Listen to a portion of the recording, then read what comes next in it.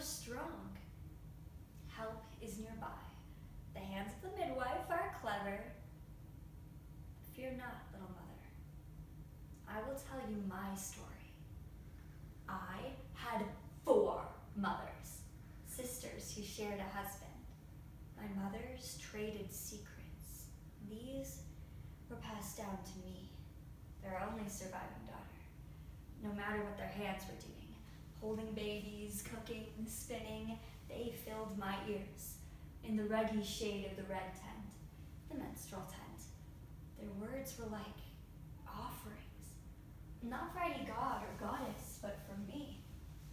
I can still feel how my mothers loved me, even after I left them, and even now, so long after their deaths, I'm comforted by their memory.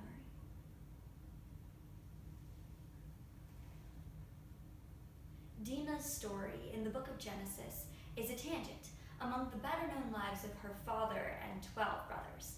In this retelling, Dinah gains an agency from the decisions of men that's completely absent from the original text. Through her story, we can see that there's a price for a woman, or anyone, seeking self-reliance. But sometimes, that very hunger for freedom that can cause such tragedy is also that which enables us to triumph after the trauma. In the Red Tent, by Anita Diamant. Of my brothers, Yosef was my constant companion, my closest friend. We were our mother's last born, our older brother's victims. Yosef and I watched as the herds became too numerous for the lands at our disposal. My brothers wanted greater prospects. My father had begun to dream again, this time about a walled city, Shechem. Shechem's king was peaceful. My brothers Shimon and Levi went to speak to him in my father's name and returned all puffed up with themselves over an agreement for a good-sized parcel of land, with a well on it. So the tents were taken down and the herds gathered, and we traveled to the place the king said could be ours. My mothers declared themselves pleased with the valley. Except the well, which had made the land seem such a prize, dried out soon after we arrived. Shimon and Levi were certain that the king had purposefully swindled them. I was grateful that my path rarely brought me in contact with them. Instead, I was needed in the world of women. I walked out with my aunt, the midwife. First-time mothers, some younger than I, asked that I be the one to hold their hands when the pains bore down hard. Sometimes we were called within sight of the city. The walls of Shechem awed me. I longed to go inside. So, when a messenger arrived and told us that one of the women in the king's household was about to deliver, I prepared my kit. Soon after we met the mother, Shalom walked into the room, curious to see the hell-bred midwives. He was the king's child, well-liked by the people, golden and beautiful as a sunset. I dropped my eyes to keep from staring. He was looking at me, too. His mouth smiled politely, but his eyes sought the answer to a question I didn't fully understand. But I smiled back, answering. I was certain I'd never see him again, but the king himself sent for me. In the next weeks, Shalom and I traded stories. It was like a dream. We were together as bride and groom for 3 nights before Shalom told me he was going to speak to my father. I covered his face with kisses and told him to hurry back. When my father heard that I'd been taken as wife, he was uneasy about the match. My mother spoke only of the loss of a daughter. But Shimon and Levi raised their voices against the marriage, sensing their positions would be diminished by such an alliance. When Yaakov called his sons to his tent to consider the offer, Shimon cried, "My sister has been ravaged by an Egyptian dog!" And Levi ripped his clothing as though mourning my death. But that night, Shalom slipped back into our bed. "You're a married woman now, not merely ruined," he whispered. And To this day, I'm not sure whether Shalom spoke those words to me or if it was a dream to comfort me. The rest I know to be true. First, the sound of a woman keening, a nightmare so disturbing I couldn't push it aside and sought to awaken and escape the cries. But my eyes were open. The screams were coming from my mouth. I was covered in blood that ran from Shalom's throat and coursed over the bed. His blood coated my cheeks and stung my eyes and salted my lips and burned. I was drowning in my lover's blood. I had no warning before they seized me and carried me off of the bed.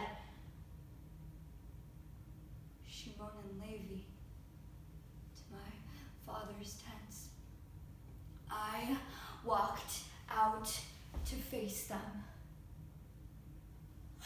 I cursed them all. With the smell of my husband's blood still in my nostrils, I named them each, and I called forth the power of every god to destroy the sons of my mothers. Barefoot, I walked away from my fathers and my brothers and everything that had ever been home, never again to see my reflection in my mother's eyes. When I set foot in Egypt, I was pregnant and widowed. At night I woke up drowning in blood, screaming for Shalom, for help, for my mother. My mothers didn't know I was pregnant, didn't know I was alive. I was not prepared when my time came.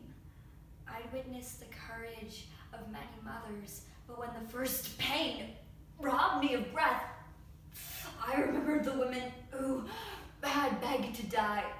Mother, why had no one told me my body would become a battlefield? I wept, I yelled, I prayed. Then I began to push.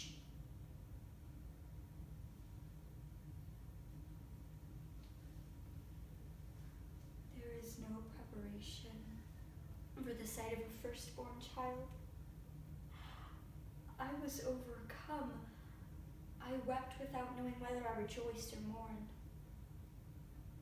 Bar Shalom, I whispered. Son of Shalom. The days passed and turned into months, consumed with the endless tasks of loving a child. I had no wish to stray from Bar Shalom, and as the months became years, I began to fear the thought. I was certain I would be lost, or worse, somehow discovered by my family. My son would learn the truth about his mother and her brothers. He would curse my memory. I woke just before dawn to see the entire town dreaming. A cat walked down the street below, carrying something in her mouth. As I watched, the sun turned the cliffs pink and then gold. I could bear it no longer. I walked out. As I walked, I smiled at the children playing in the street and at a pregnant woman. This is not your first, is it? When she spun around, I could see her face twisted in anger and desperation. Oh, I spoke before I understood what this means to you. Fear not. This boy will be born whole. Call me, and I will help. Soon, I attended as many as 10 births in a month. The days passed peacefully, and the fact that there was little to distinguish one from the next seemed a great gift to me. And then, the invitation to wait on the wife of the king's vizier. She did not have an easy time, but it was nowhere near the worst labor I'd seen. She covered my hands with kisses and sent me to tell the father. Yosef, Dina, little sister, the grave has set you free. I am alive, but I am not of that world anymore. We were kin as children, but that was in another life. I will go to my son. And I took my leave, broken-hearted,